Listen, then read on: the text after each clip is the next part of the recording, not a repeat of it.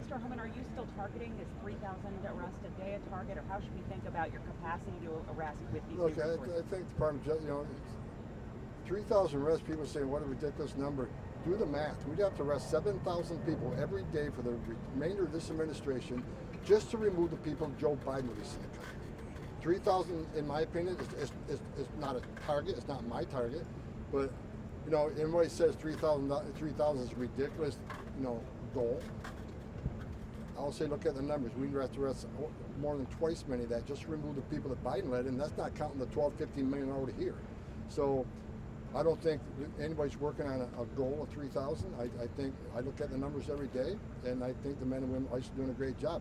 I hope we get over 3,000 a day when we bring these additional resources on, additional beds, additional transportation contracts. Because again, and despite what some of you are all saying, most of the people arrested aren't criminals. Again, crap, wrong. I look at the number every morning. The first thing I do is look at the numbers. The numbers I looked at this morning, 70% of everybody ICE arrested is a criminal. For some of y'all say, well, they're not criminal enough. Just a DUI. 10,000 people a year die from DUI. Bottom line is 70% of everybody ICE arrested is a criminal. Who's the other 30% they're arresting? So when you write the stories, why don't we just be honest and tell the whole story? Many of them are national security threats that don't have criminal history, because most national security threats lay low. They don't want to encounter law enforcement while they're here. For instance, over 300 Iranian nationals. Probably not criminals, don't have a criminal history, but they're national security, and they need to be arrested and taken off the streets. Who are the other ones? Many of them are final orders. These are people who had due process at great taxpayer expense, and a federal judge ordered them removed. And our job under statute is to remove them. So we find them, we remove them. May not be criminals, but they have the due process. And the reason we're doing that, because if we don't, we send a message to the whole world.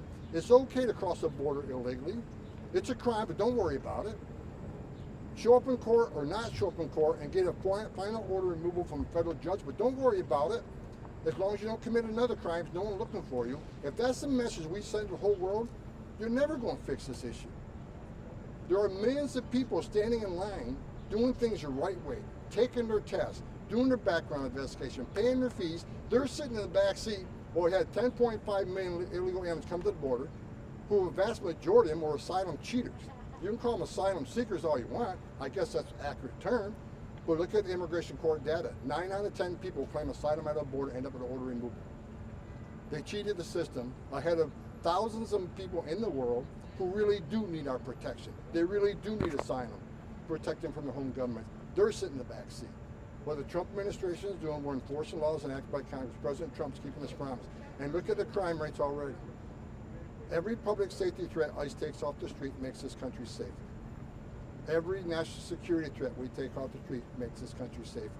Every illegal alien with a final deportation order that we remove sends a strong message to the whole world. It's not okay to enter this country illegally. It is a crime. It is not okay to be here illegally. And if you're here illegally, you got a problem.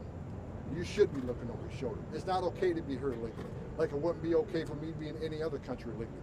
We're enforcing the immigration law. That's what the American people put President Trump in the Oval Office for. President Trump's success on the border is unprecedented. We've got the most secure border in the history of the nation today. I've worked for 6 presidents, starting with Ronald Reagan. No one has come close to the success of the Trump administration on border security.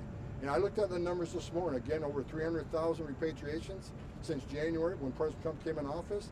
Do the math. That's historic, especially when 70% of those are public safety threats and national security threats.